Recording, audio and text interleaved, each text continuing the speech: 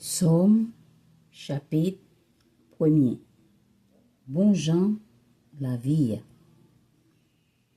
À la bon, ça bon pour monde qui pas côté conseil méchant, qui pas suivre exemple monde qui fait ça qui mal, qui pas chita ensemble avec monde qui passé bon Dieu dans bêtise, mais qui prend tout plaisir dans la loi du Seigneur, qu'après passer dans tête li la journée ou la nuit.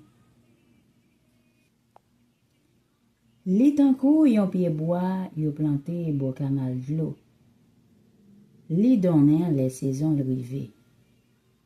Fay li pap jam fene. Tout ça le fait sorti bien.